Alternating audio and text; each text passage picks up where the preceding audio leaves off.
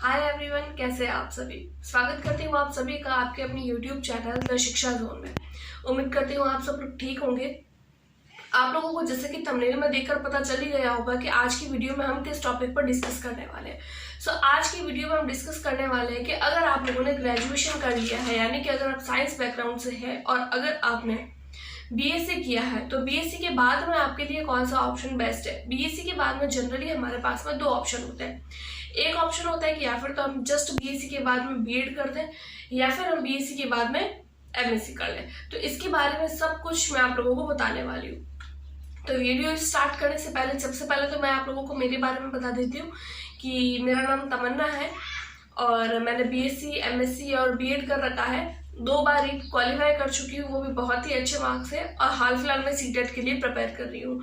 तो जैसा कि मैंने आपको बताया कि मैंने खुद ने बीएससी, एमएससी और बीएड किया है, तो मैं अपने आज के इस वीडियो में मैं अपने पर्सनल एक्सपीरियंस के साथ बताने वाली हूँ कि कौन सा ऑप्शन बेस्ट है, कौन सी ऐसी चीज है जिसमें मैंने गलतियां करी है जो आप लोग ना करें, और कौन सी ऐसी चीज है जो आप लोगों को गवर्नमेंट जॉब दिलाने में या एक बेहतर फ्यूचर के लिए फायदेमंद हो सकती है। तो सबसे पहले तो मैं आप लोगों को बताऊंगी एमएससी के बारे में फुल डिटेल कि ये होता क्या है, किस तरीके से होता है, कैसे किया जाता है, किस तरीके से हमें जॉब मिलती है, और उसके बाद में मैं आप लोगों के साथ में डिस्कस करूंगी बीएड के बारे में। तो फर्स्ट ऑफ स्टार्ट करते हैं हम लोग विदाउट एनी फर्दर डिले। तो देखिए, फर्स्ट अगर आप लोगों ने बीएससी कर लिया है, मान लीजिए आपने इसी साल अभी बीएससी कंप्लीट किया है। अब बीएससी करने के बाद में आपके माइंड में आता है कि अब हम बीएड करें या फिर हम एमएससी करें। अगर आप एमएससी करते हैं तो देखिए, एमएससी की फुल फॉर्म क्या होती है। एमएससी की फुल फॉर्म होती है मास्टर ऑफ साइंस, यानी कि साइंस के किसी भी सब्जेक्ट में आप लोगों को मास्टर डिग्री हासिल करना। आप एमएससी उसी सब्जेक्ट में करेंगे जिस सब्जेक्ट में आप बहुत अच्छे हैं। मान लीजिए अगर आपकी बॉटनी, जूलॉजी और केमिस्ट्री सब्जेक्ट रहा है ग्रेजुएशन में, तो फिर अगर आपका केमिस्ट्री बहुत ज्यादा अच्छा सब्जेक्ट है तो आप उसमें एमएससी करिए। अगर आपका जूलॉजी, बॉटनी अच्छा है तो आप उन दोनों में से भी कोई एक चूज कर सकते हैं। उसके बाद में देखिए कि इसकी जॉब के लिए क्या क्या अपॉर्चुनिटीज हो सकती है। तो एक तो देखिए, एक तो अगर आप एमएससी कंप्लीट कर लेते हैं तो एमएससी कंप्लीट करने के बाद में सबसे पहले आप लोगों को देना होता है नेट का एग्जाम। नेट का एग्जाम एक क्वालिफाई एग्जाम होता है। जैसे हम छोटे बच्चों को पढ़ाने के लिए स्टेट टेट का एग्जाम देते हैं, वैसे यहाँ पे एक नेट का एग्जाम होता है जो हमें असिस्टेंट प्रोफेसर बनने के लिए क्लियर करना होता है। जैसे असिस्टेंट प्रोफेसर का मतलब होता है कि अगर हमें कॉलेज वाले बच्चों को पढ़ाने के लिए अगर हमें टीचर बनना है तो हमें नेट का एग्जाम क्वालिफाई करना पड़ता है, और इसके लिए बीएससी के बाद में हमें जस्ट एमएससी करनी होती है। अगर हमने बीएससी और एमएससी कर रखी है तो हम कॉलेज में टीचर बनने के लिए या कॉलेज में असिस्टेंट प्रोफेसर बनने के लिए एलिजिबल हैं। लेकिन इतना ही नहीं होता, इसके बाद में हमें नेट करना होता है। नेट करने के अलावा उसके बाद में जब हमारे स्टेट में असिस्टेंट प्रोफेसर के लिए वैकेंसी आई है, फिर हम उसका फॉर्म फिल करते हैं, फिर उसके 2 एग्जाम होते हैं, एक इंटरव्यू होता है, उसके बाद जाके हमारे गवर्नमेंट जॉब लगती है। फर्स्ट तो होता है नेट कर सकते हैं, उसके साथ साथ आप जेआरएफ का भी एग्जाम दे सकते हैं। नेट और जेआरएफ, देखिए नेट की तो फुल फॉर्म होती है नेशनल एलिजिबिलिटी टेस्ट, यानी ये एक तरीके का एलिजिबिलिटी टेस्ट है।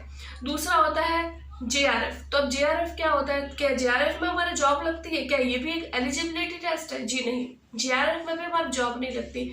जेआरएफ की फुल फॉर्म होती है जेआरएफ, यानी जूनियर रिसर्च फेलोशिप। यानी अगर आपने नेट का एग्जाम दिया है तो नेट का एग्जाम देने के बाद में अगर आपके बहुत ही ज्यादा अच्छे मार्क है तो आप उसमें पीएचडी के लिए भी अप्लाई कर सकते हैं। पीएचडी की फुल फॉर्म क्या होती है? तो पीएचडी की फुल फॉर्म होती है फिलोसॉफी ऑफ डॉक्टरेट, यानी कि अगर आप पीएचडी कर लेते हैं तो पीएचडी करने के बाद में आपके नाम के आगे डॉक्टर की उपाधि आपको मिल जाती है। मान लीजिए आपका नाम कुछ भी है, मान लीजिए मैंने पीएचडी कर ली तो मेरा नाम तमन्ना से बदलकर डॉक्टर तमन्ना हो जाएगा, राइट? इस तरीके से। लेकिन पीएचडी करने के बाद में भी गारंटी नहीं है कि हमें जॉब मिलेगी, उसके लिए भी हमें असिस्टेंट प्रोफेसर का अलग से पेपर देना ही होगा। ये तो हो जाती है एमएससी की बात, यानी एमएससी के बाद में आपके पास में एक ऑप्शन है कि आप क्या कर सकते हैं, नेट जेआरएफ कर सकते हैं। नेट जेआरएफ के बाद में आप असिस्टेंट प्रोफेसर का एग्जाम दीजिए और आपको ये जॉब अच्छी सी मिल जाएगी। और उसके अलावा अगर आपने नेट किया है तो आप, अगर आपके पास में गवर्नमेंट जॉब का नहीं हुआ है अगर आपका सिलेक्शन, तो आप प्राइवेट भी कर सकते हैं। किसी भी प्राइवेट कॉलेज में लग सकते हैं जहाँ पे आपको अच्छा पेमेंट भी मिल जाएगा और आपकी जो भी आपका सपना है एक टीचर बनने का कॉलेज में, तो वो भी आप अच्छे से कंप्लीट कर सकते हैं। तो एमएससी भी एक अच्छा ऑप्शन है। और अगर मैं दूसरी तरफ बात करूँ बीएड की, तो बीएड में देखिए, बीएड को भी आप 2 तरीके से कर सकते हैं। अगर आपने ग्रेजुएशन, अगर आपने 12th कर लिया है, तो 12th के बाद में भी आप बीएससी प्लस बीएड कर सकते हैं। 12th के बाद में बीएससी प्लस बीएड जो होता है वो 4 साल का कोर्स होता है।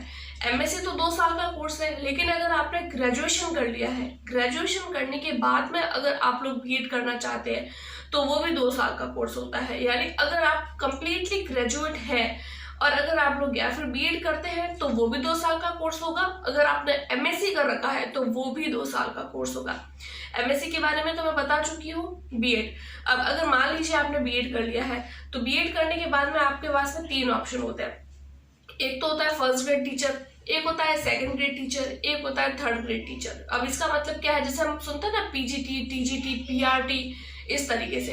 अब ये होता क्या है पीजीटी, टीजीटी, पीआरटी या first grade, second grade, third grade? तो देखिए, जो फर्स्ट ग्रेड होता है वो 11th 12th वाले बच्चों को पढ़ाता है।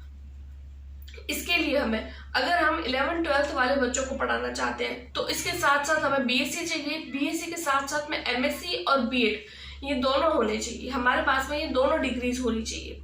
और अगर हमें 9th 10th वाले बच्चों को पढ़ाना है, तो हमारे पास में बीएससी होनी चाहिए। बीएससी के साथ साथ में हमारे पास में बीएड होनी चाहिए। यानी ये 2 डिग्री हमारे पास में होनी चाहिए। और अगर हमें थर्ड ग्रेड लगना है, यानी कि अगर हम फर्स्ट क्लास से लेकर 8th क्लास तक के बच्चों को पढ़ाना चाहते हैं, तो भी हमारे पास में बीएड तो होना ही चाहिए। यानी बीएससी और बीएड ये दोनों होना चाहिए।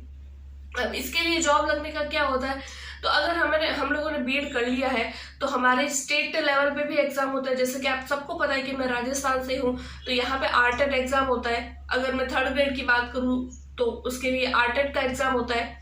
उसके बाद में थर्ड ग्रेड की वैकेंसी निकलती है, फिर हमें उसके लिए प्रिपेयर करना होता है, और उसके बाद जाके हमारे गवर्नमेंट जॉब लगती है। और बात करो अगर सेकंड ग्रेड की, तो सेकंड ग्रेड में भी यही होता है। सेकंड ग्रेड में 2 पेपर होते हैं। 2 पेपर होने के बाद में हम जब क्वालिफाई कर लेते हैं एग्जाम को, यानी मेरिट निकलती है, मेरिट के बेसिस पर हमें जॉब मिल जाती है। इसके लिए भी एक टेट का एग्जाम होता है। टेट का मतलब क्या होता है, टीचर एलिजिबिलिटी टेस्ट। यानी कि अगर हम थर्ड ग्रेड टीचर बनना चाहते हैं, तो इसके लिए भी हमें एक टीचर एलिजिबिलिटी टेस्ट देना होता है। जैसे हमारे राजस्थान में, यहाँ भी जो भी लोग राजस्थान के हैं और अगर मेरी वीडियो सुन रहे हैं, तो उन्हें पता होगा कि 2019 और 20 के बाद में रीट के एग्जाम को लेकर कितना लंबा चौड़ा जो है वो प्रोसेस हुआ है। यानी कि ये जो रीट का एग्जाम है, ये बहुत ही, खुद एग्जाम कॉम्प्लिकेटेड नहीं होता है, लेकिन जो हमारा जो सिस्टम है वो इसको कॉम्प्लिकेटेड बनाने की कोशिश करता नहीं है। लेकिन पता नहीं कैसे हमारी किस्मत ही है जो शायद उसको इस तरीके से बना लेती है। तो जॉब ये भी आसान है, लेकिन बात यह है कि अगर आप एमएससी कर लेते हैं और बीएड कर लेते हैं, तो पहला जॉब किस में है। तो देखिए, अगर आप लोगों ने एमएससी किया है, तो आपके उस सब्जेक्ट में मास्टरी हो जाएगी, और मास्टरी होने के बाद में उस सब्जेक्ट का जो लेवल होता है वो बहुत ज़्यादा हाई हो जाता है। यानी आपको उसके लिए बहुत ज़्यादा मेहनत करनी पड़ती है, तब जाके आप कहीं असिस्टेंट प्रोफेसर लगते हैं। और दूसरी बात, अगर आप बीएड करते हैं, तो बीएड में अगर आप थर्ड ग्रेड के लिए भी अगर आप ट्राई करते हैं, तो अगर आप थोड़ी बहुत भी मेहनत करें, तो हम एक अच्छी सी गवर्नमेंट जॉब ले सकते हैं।